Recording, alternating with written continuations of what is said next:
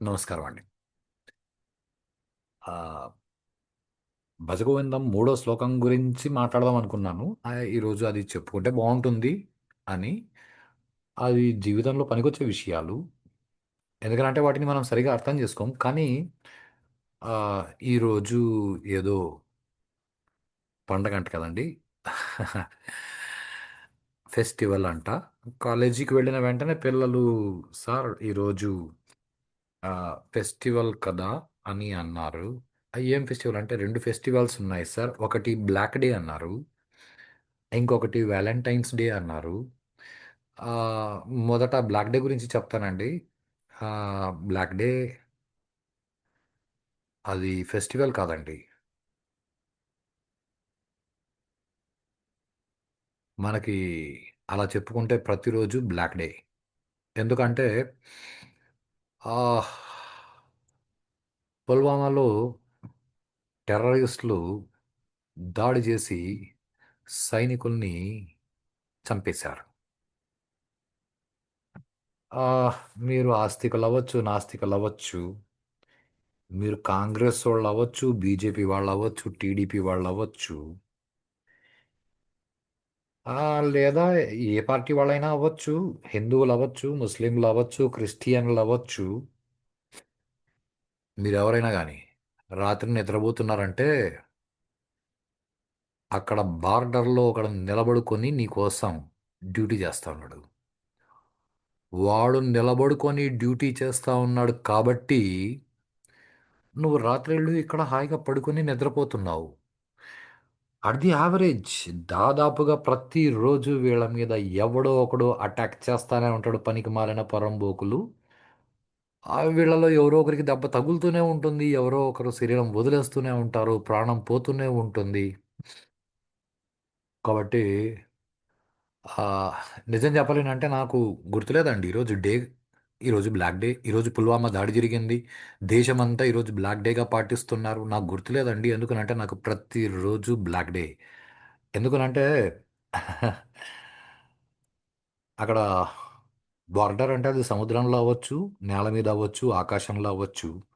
బార్డర్‌లో దేశంలో అందరూ హాయిగా నిద్రపోయేందుకు బార్డర్‌లో నిలబడుకున్న ప్రతి ఒక్కడు నా సోదరుడేనండి. నేను కూడా ఒకప్పుడు అలాగే నిలబడుకున్నవాడిని. కాబట్టి ప్రతిరోజు నాకు బ్లాక్ డేనే.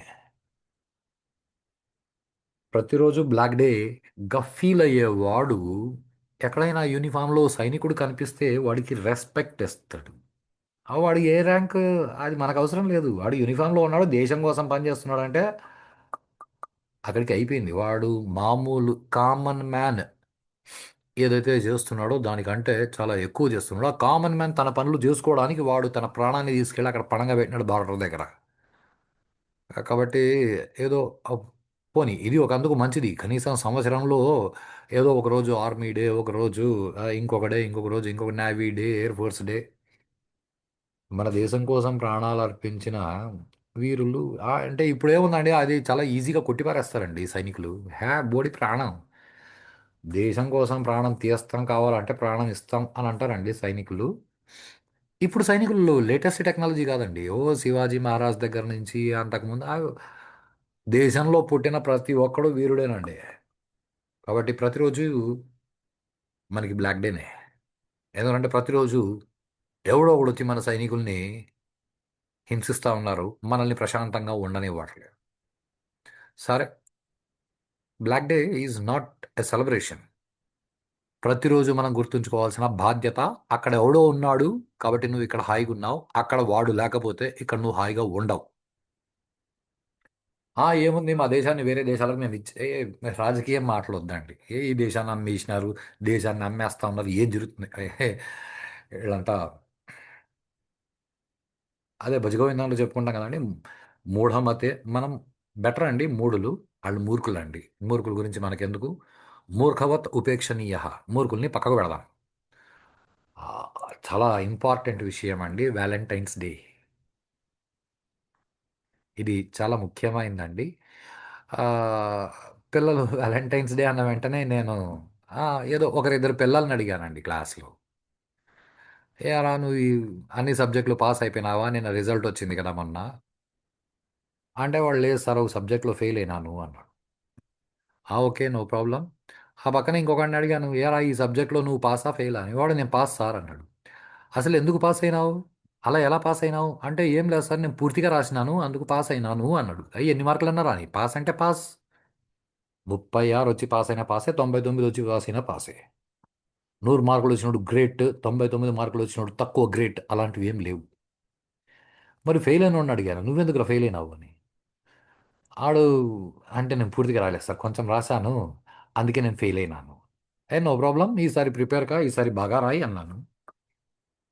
ఓకే ఎనీహౌ అసలు పరీక్ష నువ్వు సగమే ఎందుకు రాసావురా పూర్తిగా ఎందుకు రాలేదు అంటే వాడు నేను సగమే చదివాను సార్ సగమే ఫాలో అయినాను మిగతా సగం నేను ఫాలో కాలేదు కాబట్టి నేను రాయలేకపోయినాను అన్నమాట.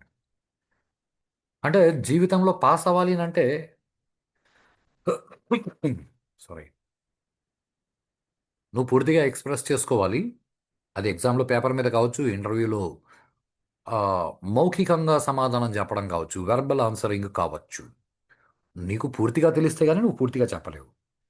అలా ఏదైనా చేస్తే పూర్తిగా చేయాలండి సగం సగం చేస్తే ఫెయిల్యూర్ అవుతాం. సగం సగం చేస్తే ఫెయిల్యూర్ అవుతాం ఏది చేసినా పూర్తిగా చేయాలి. ఇది మన ఎక్స్పీరియన్స్ని బేస్ చేసుకుని చెప్తున్న ఒక స్టేట్మెంట్ అండి. అంటే ఎప్పుడు చదువు గురించేనా సార్ అన్నారు పిల్లలు. సరే నేను ఏదో కోవిడ్ అయిపోయిన తర్వాత ఆ తర్వాత సంవత్సరం అంటే ఇప్పుడు డిగ్రీ స్టూడెంట్లు అంటే అప్పుడు అంతా 7 8 తరగతుల్లో ఉంటారు. ఒక 5 6 సంవత్సరాల ముందు 7 8 9. సో దీపావళి పండగ వచ్చిందండి.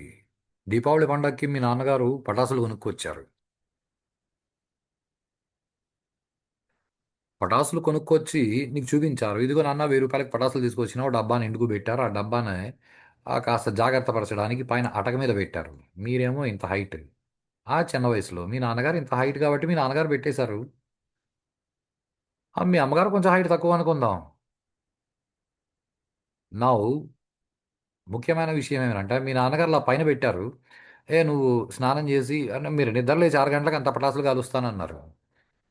మీ నాన్నగారు "ఆ, లేదు లేదు నువ్వు మొదట ఆ తలంటుకో ఆ తర్వాత స్నానం చేయి ఆ తర్వాత కొత్త బట్టలు వేసుకో దేవుడికి నమస్కారం పెట్టుకో ఆ తర్వాత పటాసులు కాలుస్తాము అన్నారు.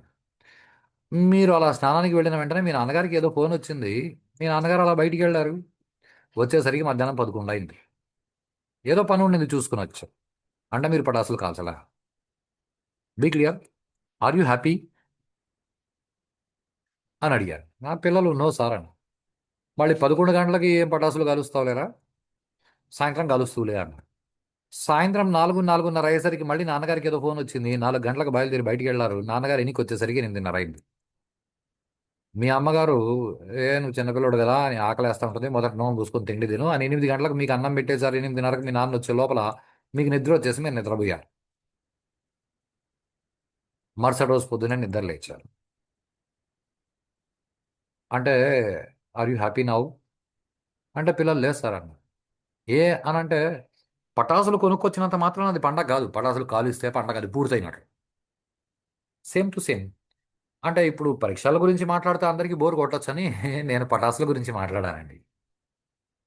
వినాయకుడిని తీసుకొచ్చి ఇంట్లో పెట్టి పూజ చేసిన వెంటనే వినాయక చవితి పూజ పూర్తయినట్లు కాదండి. వినాయకుడిని తీసుకెళ్ళి నిమజ్జనం చేస్తే వినాయక చవితి పూర్తి అయినట్లు. అలా ఏది చేసినా అది పూర్తిగా చేయాలండి. పూర్తిగా చేస్తే దానివల్ల ఉపయోగం ఉంటుంది. సగం సగం చేస్తే దానివల్ల ఏ ఫలితము రాదు. ఇది చాలా ముఖ్యమైన విషయము. దీన్ని కాస్త గుర్తుపెట్టుకోండి. అసలు ఇవన్నీ ఎందుకు సార్ వ్యాలంటైన్స్ డే గురించి చెప్పండి అన్న పిల్లలు. సరే వ్యాలంటైన్స్ డే గురించి చెప్పుకుందాము. వ్యాలంటైన్స్ డే అసలు ఎందుకు చేస్తారు అంటే వాడెవడో వ్యాలంటైన్ అంట. వాడు ఒక సోల్జర్ అంట. వాడు ఎవడైతే అప్పుడు రాజుగా ఉన్నాడో ఈ వ్యాలంటైన్ అన్న పేరుతో చాలా ఆ, కల్పిత కథలు దండిగా ఉన్నాయండి. ఇవన్నీ హిస్టారికల్ ప్రూఫ్ అని అంటారు. రామ్ సేతు చూస్తే హిస్టారికల్ ప్రూఫ్ కాదు. ఓకే. ఒంటిమిట రామాలయం చూస్తే హిస్టారికల్ ప్రూఫ్ కాదు. వీళ్ళకి హిస్టారికల్ ప్రూఫ్ అనే మాట ఇది బాగా అర్థమైంది. గత 2 3 వేల సంవత్సరాల కంటే ముందు ఎవరి దగ్గర హిస్టరీ లేదు. రోమన్ల హిస్టరీ లేదు, పార్సీల హిస్టరీ లేదు. ప్లీజ్ హిస్టారికల్ ప్రూఫ్ మనకి అవసరం లేదండి. మనకి మైండ్ సెట్ కాన్సెప్చువల్ ప్రూఫ్ ఇది చాలా ఇంపార్టెంట్. కాన్సెప్చువల్ ప్రూఫ్ని పట్టుకోండి, హిస్టారికల్ ప్రూఫ్ని పట్టుకోవద్దు. ఎందుకంటే మన భారతదేశంలో హిస్టరీకి అందేటివి ఏం లేవండి. ఒక మహాభారత యుద్ధం తప్ప మిగతా ఏవి హిస్టరీకి అందవు. ఎందుకంటే 5,000 సంవత్సరాల కంటే ముందు విషయాలు ఎవరికి తెలుసు? ఓన్లీ కాన్సెప్చువల్ ప్రూఫ్ని పట్టుకోండి. మేము హిస్టారికల్ ప్రూఫ్ అంటే మీ వాళ్ళని అడగండి, హిస్టరీ వాళ్ళు చెప్తారు. అంతేగాని చార్లెస్ డార్విన్ గాడు చెప్పినాడు కోతి నుంచి, నేను కోతి నుంచి పుట్టలేదండి, నేను మా అమ్మ నాన్నకు పుట్టినాను. వాళ్ళు చెప్పేటివన్నీ ప్రూఫ్లను ఎందుకు? వాళ్ళ దగ్గర ప్రూఫ్లు లేవు. వాళ్ళు సిద్ధాంతాలు పెట్టుకొని రాద్ధాంతాలు చేసుకున్నారు. మనకు ఆ సిద్ధాంతాలతో గొడవ లేదు. మనకి హిస్టరీ అవసరం లేదు. వాడు ఎవడో ఉన్నాడంట, అప్పుడు వాళ్ళ రాజు చెప్పినాడంట. పోలీసు ఉద్యోగం చేసేవాడు లేదా సైన్యంలో ఉండేవాడు, వాట్ ఎవర్ ఇట్ ఈస్, వాళ్ళు పెళ్లి చేసుకోకూడదు. ఈడు సీక్రెట్గా పెళ్లి చేసుకున్నాడంట. అందుకు ఆ విషయం తెలిసి ఆయన జైల్లో పెట్టినారంట.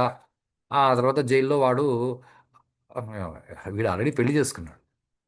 వాళ్ళ జైలర్ ఎవరైతే ఉన్నారో జైలర్ కూతురికి వీడు ఒక రోజు రోజా పంపించినాడంట, ఒక రోజు చాక్లెట్ ఇచ్చినాడంట. అన్నీ అయినాయి. ఆ 7వ రోజు 8వ రోజు వాడిని కసక్ వేసేసినారు. ఆ రాజు చంపేసినాడు. చంపేసినాడు అంటే వాడికి ఉరి శిక్ష లాంటిది ఏదో సెంటెన్స్ ఆఫ్ డెత్. వాడు చచ్చిపోయినాడంట. ఎప్పుడు? 14th ఫిబ్రవరి చచ్చిపోయినాడు కాబట్టి ఆ, వాడికి సెయింట్ అని హోదా ఇచ్చిన. అయ్యా, సెయింట్ అనేది హోదా ఎవరిస్తారండి? ఇప్పుడు పిల్లోడు పరీక్ష పాస్ అయినాడు అనుకోండి, వాడు పాస్ అయినాడని టీచర్ చెప్పాలి కానీ టీచర్ పరీక్ష పాస్ అయినాడని స్టూడెంట్ చెప్పడం. వీళ్ళు ఎవరు పడితే వాళ్ళు సెయింట్లు అయిపోతారు. ఆ, ఆవిడ ఆ మదర్ తెరిసా గారు ఇదిగోనండి మేము ఆ, ఇంతమందిని ఇక్కడ మేము కన్వర్ట్ చేసినాము, భారతదేశంలో ఇంతమందిని మేము క్రిస్టియన్స్గా కన్వర్ట్ చేసినాము, రిపోర్ట్ సబ్మిట్ చేస్తే ఆవిడకి సెయింట్ హోదా ఇచ్చారు. Good, okay. ఇలాంటి సెయింట్లు దండిగా ఉన్నారు. Saint Francis of Assisi. ఆ, చాలా విషయాలు రాసున్నాయి. ఆయన జనాల్ని ఎంత ప్రేమగా చూసుకున్నాడు అనేసి. కావాలంటే వెతకండి గూగుల్లో. Saint Francis of Assisi. గోవాలో ఆవిడ విగ్రహం కూడా పెట్టున్నారు. అయ్యో, గోవాలో ఆయన గారి విగ్రహం కూడా పెట్టున్నారు. సెయింట్ ఫ్రాన్సిస్ ఆఫ్ అసిసి ఏమేం చెప్పినాడు అనేసి ఒకసారి గూగుల్లో కొట్టండి, మీకు తెలుస్తుంది. వీళ్ళందరూ అట్లా సెయింట్లు అయిన వాళ్ళు. సరే, ఓకే. ఎనీహౌ, నిజంగా ఈ చరిత్ర ఎవరికి తెలియదండి. ఇది చరిత్ర అయితే ఇది చరిత్ర అయితే ఎవరికి ఈ విషయం తెలియదు. ఏదో న్యూస్ పేపర్లో, డైలీ న్యూస్లో, వేటివ్ న్యూస్ ఇట్లాంటి వాటిలో ఏందో ఈరోజు చాక్లెట్ డే అంటే చాక్లెట్ ఇచ్చుకుంటారు. ఈరోజు రోజ్ డే అంట. వెరీ గుడ్, మంచిది. సో ఇంకా ఏదో ఒక కథ ఉంది. వాడెవడో ఇంకొక వాలంటీర్ అంటే ఏదో ఈ పేర్లతో చాలామంది ఉన్నారంట. ఓకే, నైస్, మంచిది. వాడు ఎవరో ఒక అమ్మాయిని ఇష్టపడ్డాడంట, ఆ అమ్మాయికి ప్రేమతో అన్నీ ఇచ్చినాడంట. ఆ తర్వాత ఆ 7 రోజులు ఆ అమ్మాయిని చాలా ప్రేమగా చూసుకున్నాడంట. 7వ రోజు వీడు చచ్చిపోయినాడంట. కాబట్టి వీడు చచ్చిపోయినాడు కాబట్టి ఆ రోజుని వ్యాలంటైన్స్ డేగా సెలబ్రేట్ చేస్తారు. అసలు వాడు చచ్చిపోతే సెలబ్రేట్ చేసేది ఏంది? ఓకే, ఎనీహౌ, ఈ విషయాలన్నీ ఎవరికి తెలియవు కదండి. ఈ విషయాలన్నీ ఎవరికి తెలియవు. అసలు వాడు చచ్చిపోయినాడు కాబట్టి చచ్చిపోయిన రోజు అన్న విషయం ఎవరికి తెలియదు. ఫస్ట్ డే రోజ్ ఇచ్చినాడంట, రోజ్ డే. రెండో రోజు టెడ్డీ ఇచ్చినాడంట, టెడ్డీ డే. నేను కూడా ఓకే నాన్న, I support all you people, but ఈ ఎగ్జామ్ పాస్ ఫెయిల్ దీపావళి పండగ గుర్తుంది కదా, ఏ పని చేసినా పూర్తిగా చేయాలి. పిల్లలు, అవును సార్, కరెక్ట్ సార్, పూర్తిగా చేస్తేనే అన్నాడు. ఓకే, ఫస్ట్ డే ఏంది బాగా, నాకు నాకు ఇవన్నీ తెలియదు. ఏ రోజు ఏదో నాకేం తెలుసు. ఏనంటే మేము చిన్నప్పుడు ఏనాడు వాలంటీర్స్ డే లేదు. ఈ మధ్యకాలంలో అన్ని సినిమాల్లో చూపించి ఇలా చేయకపోతే చచ్చిపోతారు అని నేర్పించారు జనాలకి. జనాలు కూడా అలాగే తయారయ్యారు. కుక్కలాగా తిరగడం, రైట్. సో అంటే first day rose day sir, rose ఇస్తామని, వెరీ గుడ్. మీకు ఎవరికైనా రోజా పువ్వు ఎవరికైనా ఇవ్వాలనిపిస్తే నా దగ్గరికి రండి, పూర్తిగా పనిచేస్తాం. రోజా పువ్వులు మీ దగ్గర డబ్బు లేకపోతే నేను రోజా పువ్వు కొనిస్తాను, తీసుకెళ్ళి ఇవ్వు. ఓకే. ఆ, రెండో రోజు సార్ అదేందో teddy day, chocolate day. Okay, teddy bear కొనివ్వు. పాపం, నువ్వు ఎవరినైతే ఇష్టపడుతున్నావు వాళ్ళు బిచ్చగాళ్ళు, వాళ్ళు చివరికి బొమ్మ కొనుక్కునేంత వాళ్ళకి అంటే ఇది ప్రేమగా ఇచ్చినట్లు సార్ అన్నాడు. సరే, ఓకే, మంచిది, ప్రేమగా నీవు, నష్టమేముంది. ఆ తర్వాత కొంచెం సిగ్గుపడ్డారు. కొన్ని విషయాలు కొంచెం కరుగ్గా కచ్చిగా ఉంటాయండి. ఐ సెడ్ ఓకే, ఒక రోజు రోజ్ డే, రోజు ఇవ్వు. డబ్బులు లేకపోతే నా దగ్గరికి రా, నేను రోజా పువ్వు కొనిస్తా, రోజా పువ్వు ఇవ్వు. రెండో రోజు అదేందో ఇంకొక రోజు టెడ్డీ డే. ఓకే, ఎన్ని వందలన్నా కానీ నేను ఇస్తాను, కొనుక్కుపోయి ఇవ్వు, పని పూర్తి చేయాలి. ఆ నెక్స్ట్ డే ఏందో ఆ, ఏమి chocolate day. Right, okay, chocolate కొని ఇవ్వు. డబ్బులు లేకపోతే నా దగ్గరికి రా, చాక్లెట్ కొనిస్తాను. ఆ తర్వాత రోజు హగ్ డే.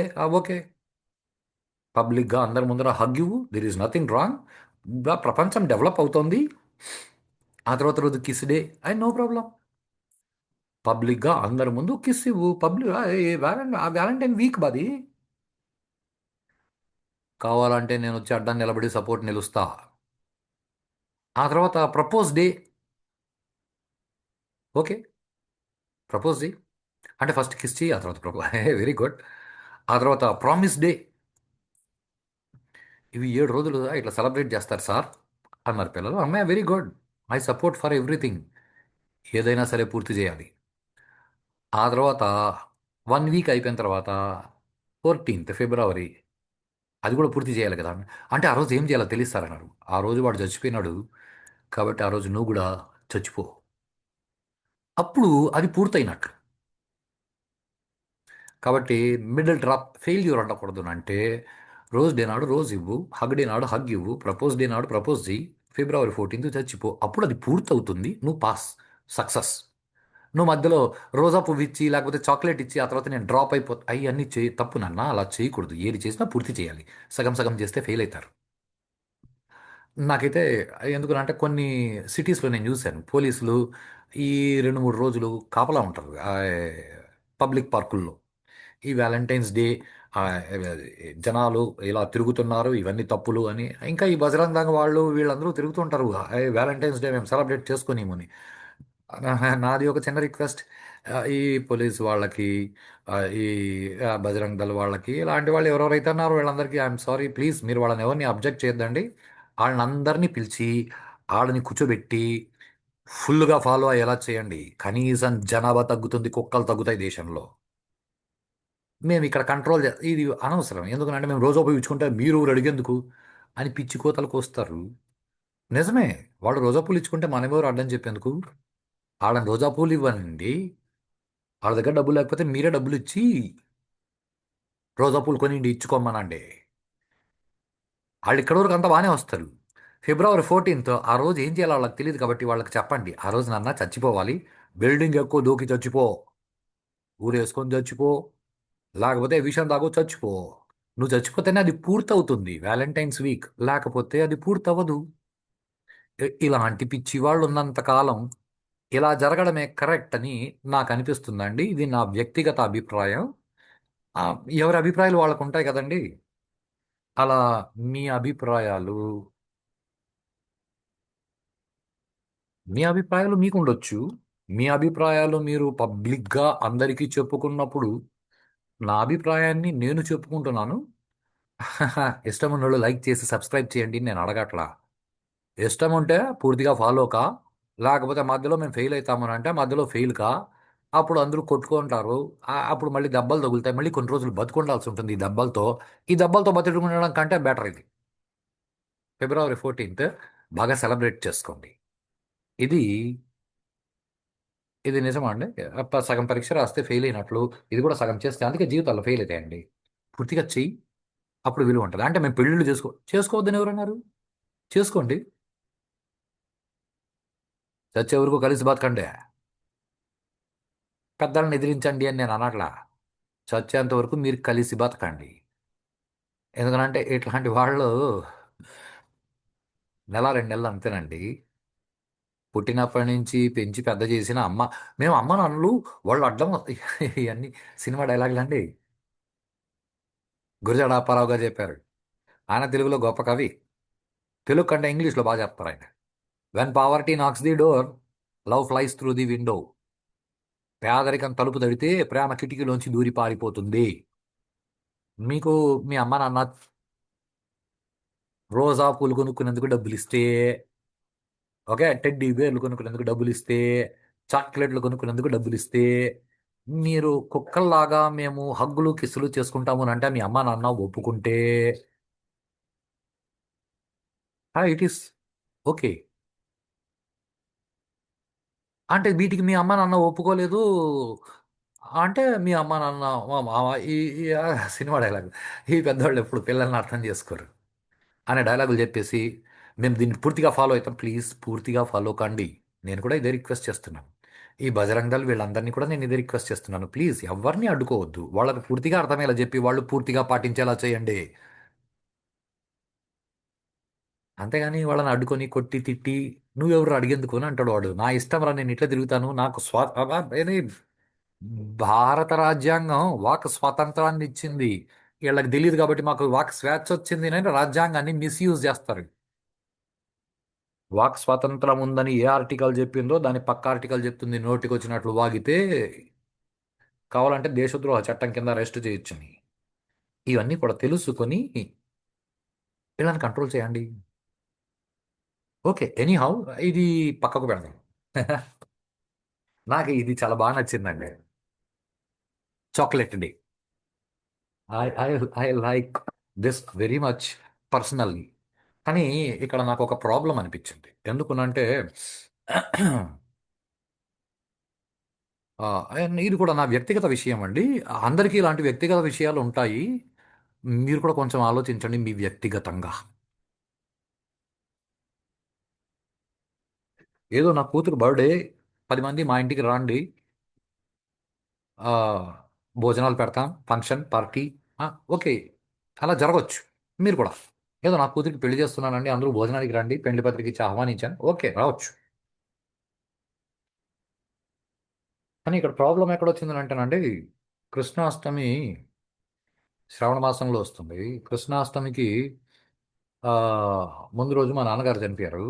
కృష్ణాష్టమి తర్వాత రోజు అంటే ఆ రోజుల్లో తీసుకుంటే తిథుల్లో తేడా ఉంది, కానీ రోజుల్లో చూసుకుంటే 24 hours.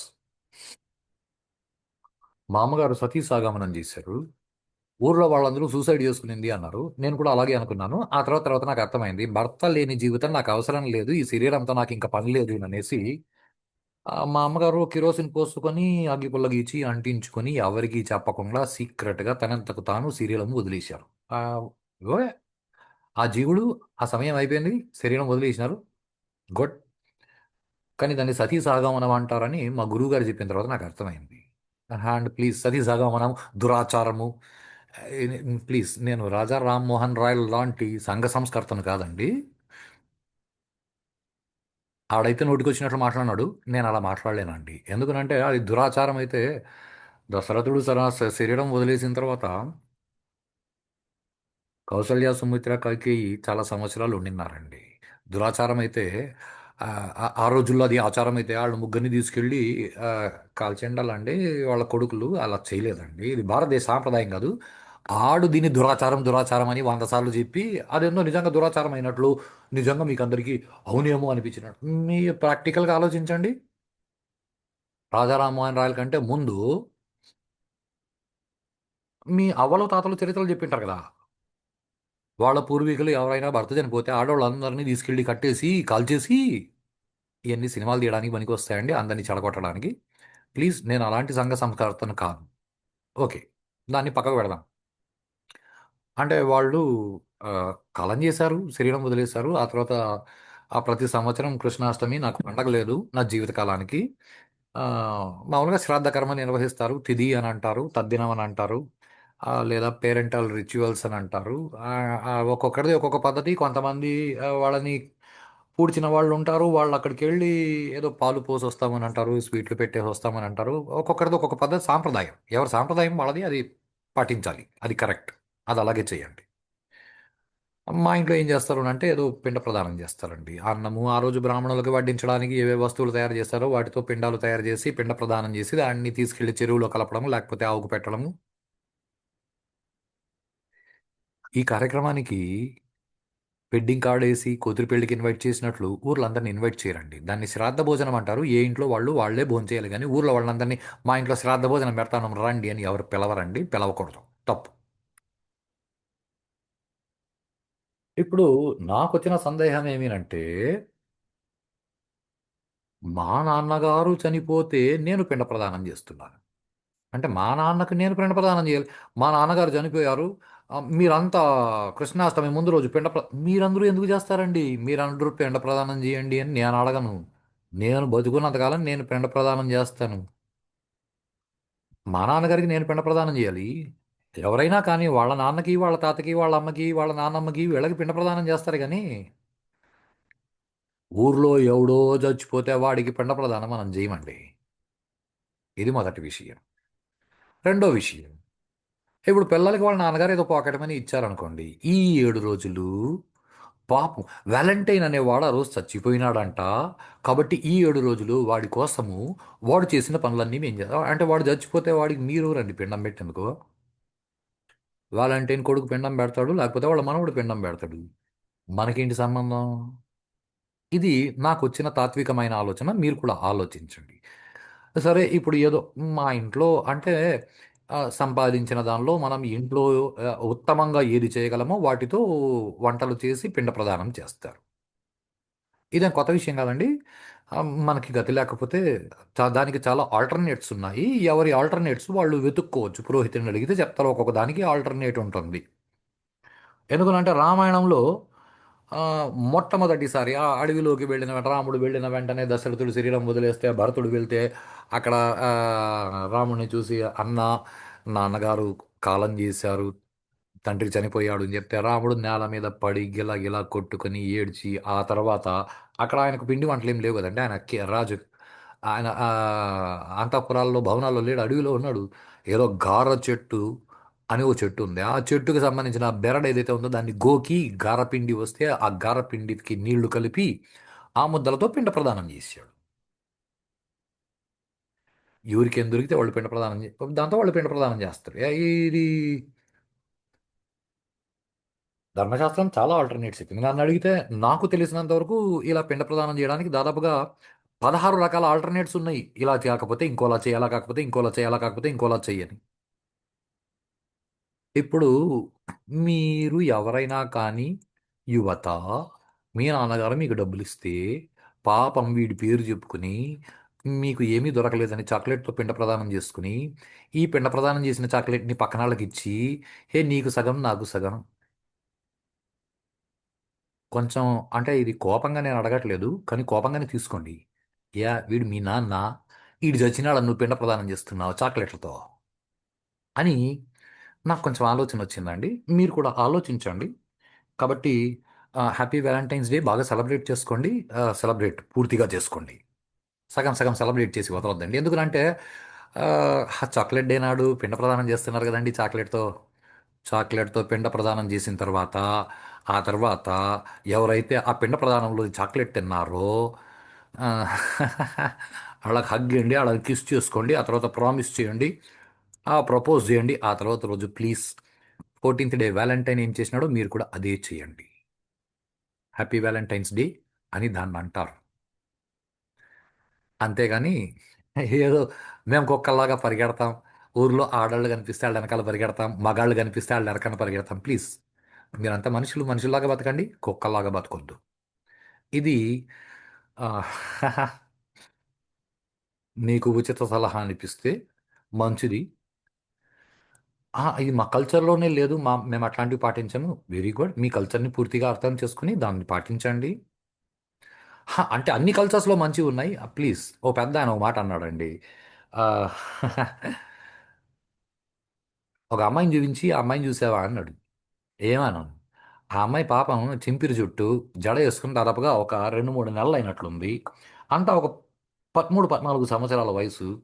ఏదో తెల్ల రంగు జుబ్బా లాంటిది ఒకటేసుకునింది పైనుంచి కింది వరకు. కింద బాటము చెత్తా చెదారం అట్లాంటివేం లేవండి. ఏదో జుబ్బా లాంటిది ఒకటేసుకుంది పైనుంచి కిందికి తెల్లది. అది కూడా 3, 4 చోట్ల చినిగుంది. వెనకాల ఒక పెద్ద సంచి యేసుకొనుందండి. చేతిలో ఒక కర్ర ముక్క లాంటిదుంది.